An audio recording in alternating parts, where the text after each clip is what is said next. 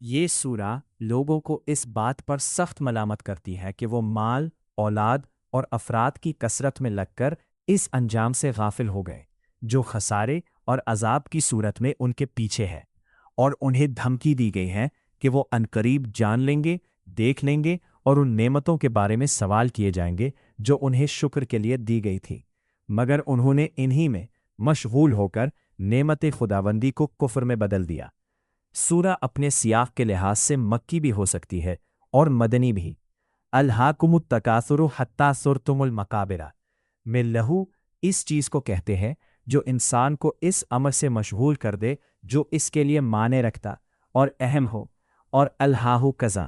یعنی اسے اس سے غافل کر دینا جو اس کے لیے زیادہ اہم ہے۔ المکاثرہ اور التکاثر مال اور عزت کی کثرت میں ایک دوسرے پر سبقت لے جانے کو کہتے ہیں۔ المقبرہ قبروں کی جگہ ہے، اس کی جمع مقابر ہے،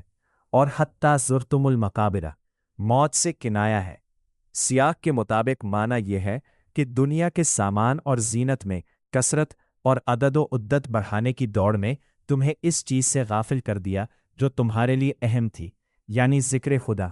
یہاں تک کہ موت آ گئی اور ساری زندگی غفلت میں گزری۔ ایک قول کے مطابق تم مردوں کی کثرت پر فخر کرتے تھے، ایک گروہ کہتا ہم زیادہ ہے اور دوسرا بھی یہی کہتا، یہاں تک کہ زندوں کو گننے کے بعد قبروں میں جا کر اپنے مردوں کو شمار کیا اور ان پر بھی فخر کیا۔ یہ تفسیر ان روایات پر مبنی ہے کہ دو انصاری قبائل نے پہلے زندوں پھر مردوں پر فخر کیا،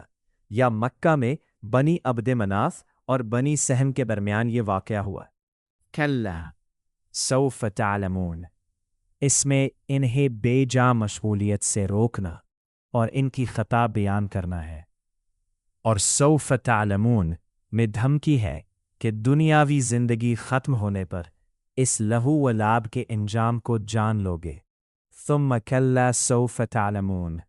سابقہ روک اور تہدید کی تاکید ہے، اور ایک قول کے مطابق پہلی بار جاننا موت کے وقت اور دوسری بار بعث کے وقت ہے۔ کلا لو تعلمون علم الیقین لترون الجحیم، اس میں دوبارہ رد ہے، اور یقین وہ علم ہے جس میں شک اور ریب نہ ہو۔ معنی یہ ہے کہ اگر تم یقینی علم رکھتے تو یہ علم تمہیں فخر و مباحات سے روک دیتا اور تم جہنم کو ضرور دیکھو گے۔ لو تعلمون علم الیقین، اس میں لو کا جواب محذوف ہے، تقدیر یہ ہے کہ اگر تم کسی امر کو علم یقین کے ساتھ جانتے تو جو کچھ جانتے وہ تمہیں کثرت پر فخر و مباحات سے روک دیتا۔ اور لترون الجحیم کلام کا استئناف ہے، اس میں لام قسم کے لیے ہے، یعنی قسم ہے کہ تم اس جہنم کو ضرور دیکھو گے جو اس غفلت اور لہو کا بدلہ ہے۔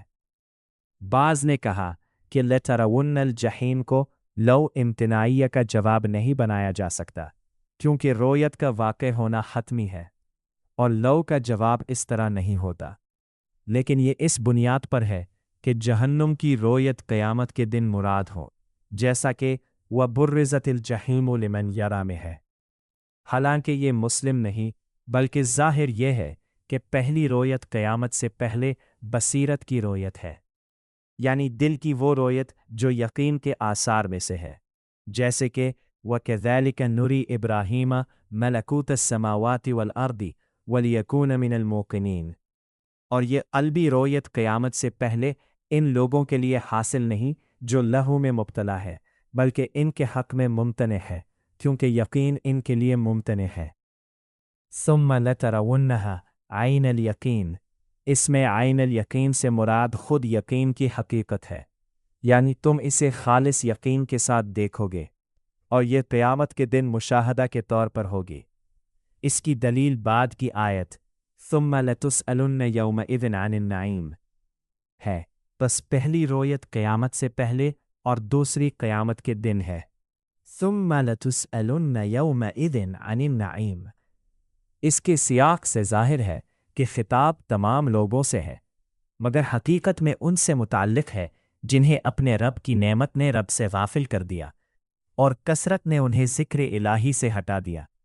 پس جو توبیخ اور تہدید صورت میں ہے وہ بظاہر عام مگر در حقیقت اسی گروہ کے لیے ہے جسے تکاثر نے غافل کیا۔ نعیم سے مراد مطلق ہر وہ چیز ہے جو نعمت کہلائے، لہٰذا انسان ہر اس نعمت کے بارے میں مسئول ہے جو اللہ نے اسے عطا کی۔ نعمت وہ امر ہے جو منعم علیہ کے موافق ہو اور اس کے لیے خیر و نفع رکھتا ہو، مگر وہ اسی وقت اس کے حق میں نعمت ہے جب اسے اس طرح استعمال کرے کہ اس سے سعادت حاصل کرے، اور اگر خلاف مقصد استعمال کرے تو وہ اسی کے حق میں نقمت بن جاتی ہے اگرچہ اپنی ذات میں نعمت ہو۔ اللہ تعالیٰ نے انسان کو پیدا کیا اور اس کی خلقت کی غایت جو اس کی سعادت اور کمال کی انتہا ہے اپنے حضور عبودی تقرب کو قرار دیا، جیسا کہ وما خلقت الجن والانس الا لیعبدونی، اور یہی اس کے بندے کے لیے ولایت الہی ہے، اور اس غایت تک پہنچنے کے لیے اسے ہر وہ چیز مہیا کی جو اس کے لیے باعث سعادت ہو،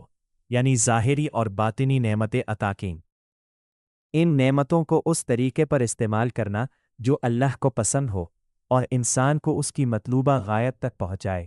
یہی اطاعت اور غایت تک پہنچنے کا راستہ ہے، اور ان پر جمود اختیار کرنا اور ماوراء کو بھلا دینا گمراہی، ضلالت اور غایت سے انتقاء ہے، اور یہی معصیت ہے۔ اللہ نے ایسا فیصلہ کیا ہے جو نہ ٹل سکتا ہے نہ بدلا جا سکتا ہے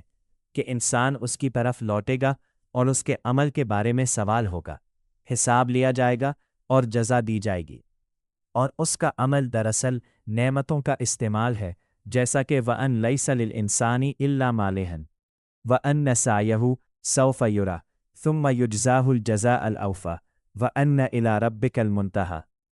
بس بندے کے عمل کے بارے میں سوال در حقیقت نعمت کے بارے میں سوال ہے کہ اس نے اسے کس طرح استعمال کیا، شکر کیا یا کفران۔